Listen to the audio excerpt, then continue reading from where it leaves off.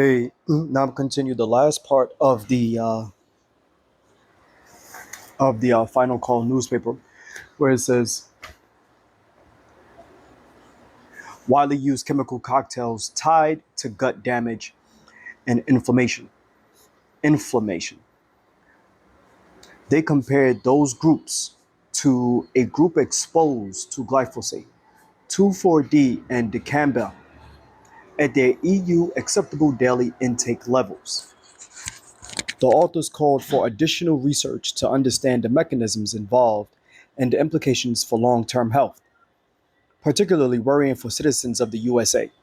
Antonio said the group's findings are particularly worrying for citizens of the USA, where there has been a massive escalation in the use of 2,4-D and dicamba along with glyphosate in recent years due to vast field infestation of glyphosate-resistant weeds and the subsequent launch of glyphosate 2,4-D dicamba tolerant GMO crops.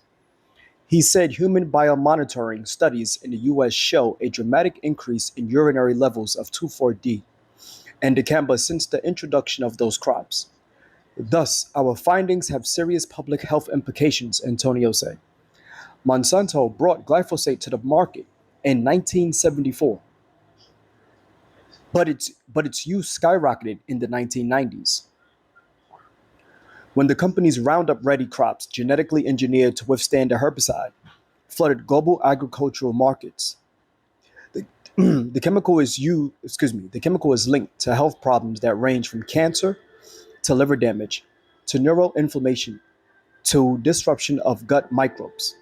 Bayer, which acquired Monsanto in 2018, has already paid more than $12 billion to resolve lawsuits filed against Monsanto before the acquisition. The company still faces more than 60,000 lawsuits nationally, largely over injuries from the use of Roundup in farming, landscaping, and gardening. People increasingly exposed to chemical cocktails.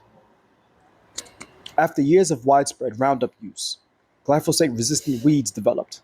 In response, agrochemical companies developed crops that could also tolerate other herbicides.